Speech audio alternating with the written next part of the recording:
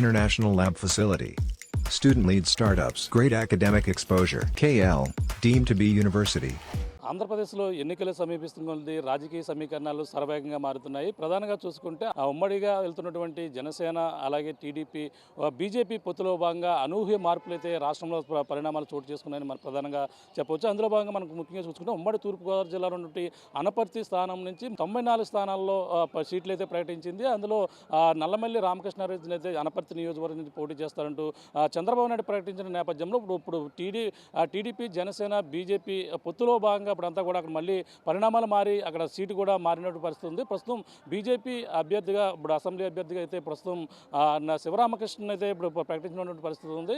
అదే మాజీ సైనికుడిగా పనిచేసినటువంటి శివరామకృష్ణ ఇప్పుడు అనపర్తి నియోజకవర్గం నుంచి ఒక్కసారిగా పోటీ చేసిన నేపథ్యంలో రాజకీయ పరిణామాలను కూడా హీట్ ఎక్కాయని చెప్పాలి. ప్రస్తుతం అనపర్తి నియోజకవర్గం నుంచి బీజేపీ అభ్యర్థిగా ప్రకటించినటువంటి శివరామకృష్ణ ఉన్నారు. మరిన్ని విషయాలు అడిగి తెలుసుకునే ప్రయత్నం చేద్దాం.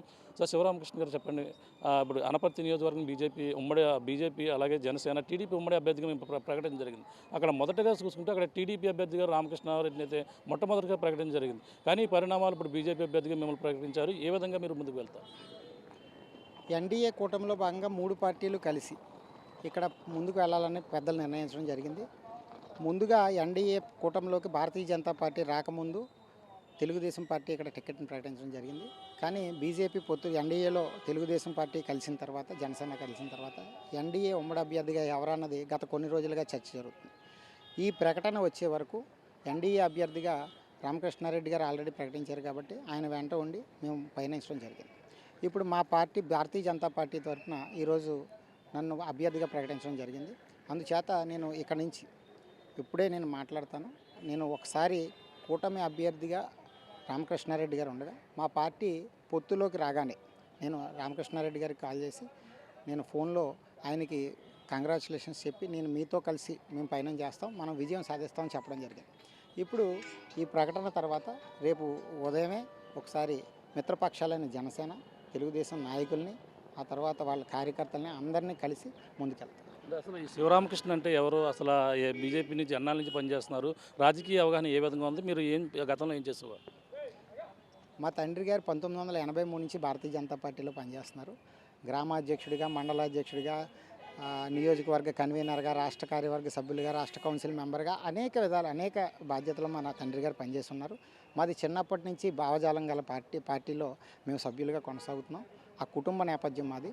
నేను 17 సంవత్సరాల ఆర్మీలో మిలిటరీ ఇంటెలిజెన్స్లో పనిచేసిన కారణంగా కొద్దిగా సివిల్ లైఫ్కి దూరంగా ఉండడం జరిగింది. నాన్నగారి ఆరోగ్య కారణాల రీత్యా నేను రాజీనామా చేసి వచ్చిన తర్వాత 4 సంవత్సరాలుగా పార్టీలో కొనసాగుతాను. బెక్కవోలు మండలాధ్యక్షుడిగా పార్టీ నాకు బాధ్యత కల్పించిన తర్వాత సంస్థాగత బలోపేతానికి నేను దృష్టి పెట్టడం, తద్వారా పార్టీ నన్ను గుర్తించి నియోజకవర్గ కన్వీనర్గా సంవత్సర కాలం క్రితమే నన్ను నియోజకవర్గ కన్వీనర్గా ప్రకటించడం జరిగింది. ఇప్పుడు నియోజకవర్గ కన్వీనర్గా నేను సంవత్సర కాలంగా భారతీయ జనతా పార్టీని అనపర్తి నియోజకవర్గంలో పనిచేస్తూ ఉన్నాను. అక్కడ ఉన్న ప్రజా సమస్యలపైన, అభివృద్ధి కుంటిపడిన విషయాలపైన అన్నిటిపైన పూర్తి అవగాహన నాకు ఉండడంతో ఇప్పుడు మిగిలిన మిత్రపక్షాలను కలుపుకొని భవిష్యత్తులో ఎన్డీఏ అభ్యర్థిగా నేను పోటీకి నిల్చున్న తర్వాత, గెలిచిన తర్వాత వెంటనే ఆ పరిస్థితిని మార్చే విధంగా మా ప్రయత్నం ఉంటుంది. అంటే ఇప్పటికే టీడీపీ కావచ్చు, మొత్తం జనసేన అందరూ కూడా ఆ క్షేత్రస్థాయిలో అందరూ కూడా సమస్యలపై నియోజకవర్గం దృష్టి పెట్టారు. ప్రజల దగ్గరికి చేస్తున్న పరిస్థితి. ఇటీవల మళ్ళీ టికెట్ ప్రకటించడంతో వాళ్ళంతా ప్రచారాన్ని కూడా చేస్తున్నారు. ఈ నేపథ్యంలో ఒక్కసారిగా పరిణామాలు మారాయి, మిమ్మల్ని మళ్ళీ ప్రకటించారు. ఇవన్నీ కలుపుకొని మీరు ఏ విధంగా ముందుకెళ్తారు? అసలు నియోజకవర్గం ఎటువంటి మీకు అవగాహన ఉందండి? ఇప్పుడు ఎవరు చేసినా మా 3 పార్టీల పొత్తు త్రివేణి సంగమం అని మా రాష్ట్ర అధ్యక్షురాలు వారు చెప్పారు. ఇప్పుడు శత్రువుని ఓడించడం కోసం ఈ ఏదైతే పాలన ఉందో, ఇలాంటి దురదృష్టకరమైన పరిస్థితి ఈరోజు రాష్ట్రంలో నెలకొని ఉందో, అలాంటి పరిస్థితి నుంచి వైఎస్ఆర్సీపీ ప్రభుత్వాన్ని గద్దెదించడం కోసం 3 పార్టీలతో కలుపుకొని మా కార్యాచరణ ప్రకటిస్తాం. దానికి ముందుగా ఇక్కడ ఏదైతే పరిస్థితులు ఉన్నాయో వాటన్నిటిపైన మాకు వికసిత్ భారత్ సంకల్ప యాత్ర ద్వారా గ్రామానికి వెళ్ళి నరేంద్ర మోడీ గారి విషయాలు చెప్పడం జరిగింది. అప్పుడు గ్రామ సమస్యలపైన, అక్కడ ఉన్న అభివృద్ధిపైన, సంక్షేమం పైన మాకు పరిపూర్ణ అవగాహన ఉంది. మిత్రపక్షాలను కూడా కలుపుకొని ఈ విషయాన్ని ముందుకు తీసుకెళ్తాం. మీరు ఇంకొక ప్రశ్న అడిగారు. ఆల్రెడీ పార్టీలు మన మిత్రపక్షంలో ఉన్న పార్టీలు ప్రచారం కొనసాగిస్తున్నారు కదా. ఎవరు ప్రచారం చేసినా ఎన్డీఏ అభ్యర్థి గెలుపొందాలి, వైఎస్ఆర్ ప్రభుత్వం గద్దె దిగాలి అనే ప్రచారం చేశారు. మేము ప్రచారం చేసినా, ఎవరు ప్రచారం చేసినా ప్రచార సరళలో మార్పు ఏది ఉండదు.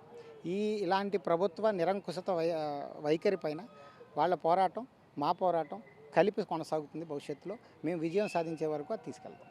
అంటే మీరు ఇప్పుడు ఒక రాజకీయ గురువు మీకు ఎవరో ప్రధానంగా అంటే మీరు మిలిటరీలో చేశాను వచ్చేసాను అన్నారు. మీకు ప్రధానంగా గోదావరి జిల్లా కావచ్చు ఎక్కడైనా రాజకీయ గురువు ఎవరో మీకు? మా పార్టీలో కార్యకర్తల పార్టీ భారతీయ జనతా పార్టీ. మాకు రాజకీయ గురువులు, రాజకీయ విశ్లేషకులు ఉండరు.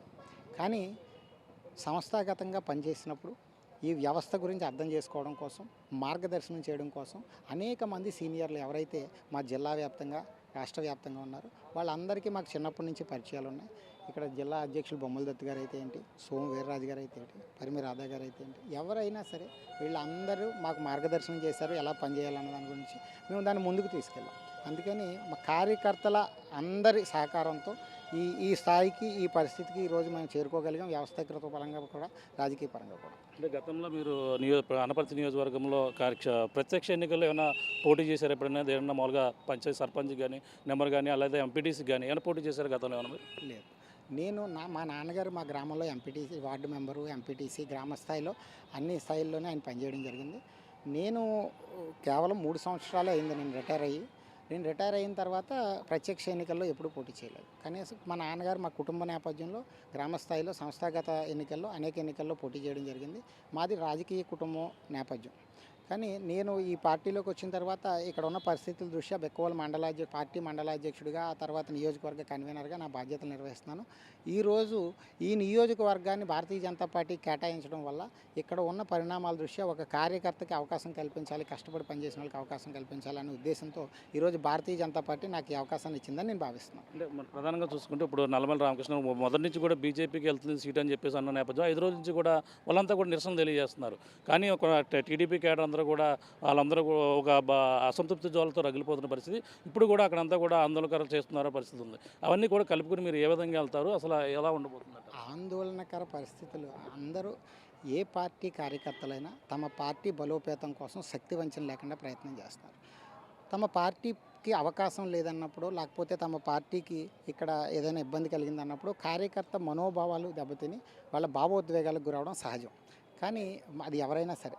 కానీ ఇప్పుడు ఒకసారి మనం వాళ్ళందరినీ కలుపుకొని ముందుకెళ్ళినప్పుడు మన ఉమ్మడి శత్రువు వైఎస్ఆర్సీపీ గవర్నమెంట్ని గదిదించడం. అందుకని దీంట్లో ఎవరికి ఏ విధమైన పొరపచ్చాలు లేవు. అందరి ఉమ్మడి లక్ష్యం ఒకటే కాబట్టి వాళ్ళందరూ కూడా ఈ పరిస్థితిని అర్థం చేసుకుని అధిష్టానం తీసుకునే నిర్ణయం, ఇక్కడ ఎవరు పోటీ చేయాలి అన్నది ఇక్కడ ఉన్న నాయకుల్లో ఆ పార్టీ నుంచి కానీ, ఈ పార్టీ నుంచి కానీ, ఏ పార్టీ నుంచి ఇక్కడ నిర్ణయం తీసుకునే విషయం కాదు. ఇది అధిష్టానం పెద్దలు తీసుకునే నిర్ణయాన్ని శిరసావహించి అధిష్టానం తీసుకున్న పెద్దల నిర్ణయాన్ని అమలు చేయడానికి ఇక్కడ క్షేత్రస్థాయిలో మేము ఉంటాం కనుక పార్టీ తీసుకున్న నిర్ణయాన్ని నా సహచర మిత్రులు అందరితో కలిసి, ముఖ్యంగా తెలుగుదేశం పార్టీ, జనసేన పార్టీ నాయకులు, కార్యకర్తలు అందరితో కలుపుకొని ముందుకెళ్తాం, విజయం సాధిస్తాం. అంటే నియోజకవర్గంలో మీకు ఏ విధంగా అభివృద్ధి చేస్తారు? అక్కడ గతంలో అభివృద్ధి ఏ విధంగా ఉంది? ఇప్పుడు మీకు ఏ విధంగా విజయానికి ఏ విధంగా ముందుకు వెళ్తారు? ఇక్కడ నియోజకవర్గ అభివృద్ధిలో ముఖ్యంగా అభివృద్ధి కుంటుపడింది అన్నది ఒక మెయిన్ విషయం, అందరికీ తెలిసిన విషయం. రోడ్ల పరిస్థితి దయనీయ పరిస్థితి ఉంది. ఆ రోడ్ల పరిస్థితిని ఎప్పటి నుంచో దాన్ని ప్రజా ఛార్జ్ షీట్ ద్వారా మేము ప్రశ్నించడం జరిగింది. మా మిత్రపక్షాలని తెలుగుదేశం వారు ర్యాలీ చేశారు, జనసేన వారు సైకిల్ ర్యాలీ చేశారు. అందరూ కలిసి ఆ రోడ్ల పరిస్థితి పైన అయితే ఏంటి, సంక్షేమ పథకాలు ప్రజలకు అందించడంలో ఉన్న లోటుపాట్ల పైన అయితే ఏంటి, ఇలాంటి అనేక విషయాలన్నింటినీ కలిపి కూర్చొని ఈ విషయాలన్నీ క్రోడీకరించి నియోజకవర్గ స్థాయిలో భవిష్యత్తు మా ప్రణాళిక ఎలా ఉంటుంది అన్నది మేము ఒకసారి నిశ్చయించుకుని దాన్ని ప్రజల్లోకి తీసుకెళ్తాం. ప్రజలకు దాని నుంచి మెప్పు పొంది మేము విజయాన్ని సాధిస్తాం. ఫైనల్గా మీకు ఇలా ఈ విధంగా టికెట్ వస్తుంది అనేది మీకు ఊహించారు అసలు ఇది పరిణామం? మేము పార్టీలో పనిచేస్తున్నాం. ముందు పొత్తులో భాగంగా కాకుండా 175 నియోజకవర్గాల్లో భారతీయ జనతా పార్టీ పోటీ చేస్తుంది అనే ఉద్దేశంతో ఈ కార్యక్రమం జరిగింది. అప్పుడు నేను పోటీదారుడిగా ఉన్నాను, నియోజకవర్గ కన్వీనర్గా సంవత్సర కాలంగా పనిచేస్తున్నాను. కానీ నియోజకవర్గం ఎన్డీఏలో ఒకసారి భాగస్వాములు అయిన తర్వాత అందరూ ఈ నియోజకవర్గం భారతీయ జనతా పార్టీ కేటాయించబడుతుందని కానీ, లేకపోతే ఈ అవకాశం నాకు వస్తుందని కానీ నేను ఎప్పుడూ ఊహించలేదు. కానీ నా కార్యాచరణ, నా ప్రణాళిక మా అందరూ కలిసి వైఎస్ఆర్సీపీ గవర్నమెంట్ని ఓడించడం కోసమే కొనసాగుతూ వస్తుంది. ఇప్పుడు కూడా అందులో ఏ మార్పు ఉండదో, అందరూ కలిసి ఈ విషయాన్ని ముందుకు తీసుకెళ్తాం. Okay, thank you. చూస్తున్నాం ఇది పరిస్థితి. ఈ యొక్క అనూహ్య మార్పులు అనపర్తిలో చోటు చేసుకున్నాయని చెప్పాలి. ఇక్కడ ఉమ్మడి అభ్యర్థిగా అయితే ఇప్పుడు బీజేపీకి చెందినటువంటి, అలాగే ఆ బిక్కవోలు మండలం చెందిన రంగాపురం గ్రామానికి చెందిన శివరామ కృష్ణరాజుని అయితే ప్రకటించిన నేపథ్యంలో అక్కడంతా కూడా అతను నియోజకవర్గంలో అభివృద్ధికి నేను కృషి చేస్తానని చెప్తున్న పరిస్థితి అయితే ప్రధానంగా ఉంది. ఇక్కడ ఇప్పుడు ఏదైతే అధికార పార్టీ ఉన్నటువంటి వైసీపీని గద్దె దించడమే ధ్యేయంగా మేమంతా కూడా పనిచేస్తాం. ఇప్పుడు అంతా కూడా అసంతృప్తి జ్వాలలో ఉండడం సహజం. కానీ అందరం కూడా కలుపుకుంటూ వాళ్ళతో ఇప్పుడు అంటే నల్లమల రామకృష్ణారెడ్డితో పాటు అలాగే జనసేన అభ్యర్థులు ఎవరైతే అందరం కూడా కలుపుకుని ఈ యొక్క అనపర్తి నియోజకవర్గంలో విజయం దిశగా వెళ్లేందుకు మేమంతా కూడా కృషి చేస్తామన్నారు. అలాగే అనపర్తి నియోజకవర్గ అభివృద్ధి దిశగా చేసేందుకు నా వంతు కృషి చేస్తాను. ఈ విధంగా సీటు వచ్చినందుకు చాలా ఆనందపడుతున్న పరిస్థితి ప్రధానంగా ఉన్నప్పటికీ ఏదేమైనా రాబోయే ఎన్నికల్లో మొత్తం ఉమ్మడి అభ్యర్థిగా రావడంతో మొత్తం రాష్ట్రంలోనే కాదు మొత్తం అన్ని చోట్ల కూడా రాబోయేది ఉమ్మడి జనసేన టీడీపీ బీజేపీ ప్రభుత్వమే ఏర్పడుతుందని చెప్పేసి మనకైతే కృష్ణరావు చెప్తున్న పరిస్థితి ప్రధానంగా ఉందని చెప్పాలి. ఇది కూడా ఉన్న తాజా పరిస్థితి. ఏమైనా రాముతో ప్రకాష్ RTV. మరిన్ని వీడియోస్ కోసం ఛానల్ ని సబ్స్క్రైబ్ చేయండి. లేటెస్ట్ అప్డేట్స్ కోసం వాట్సాప్ ఛానల్ ని ఫాలో చేయండి. అండ్ లింక్ డిస్క్రిప్షన్ లో ఉంది.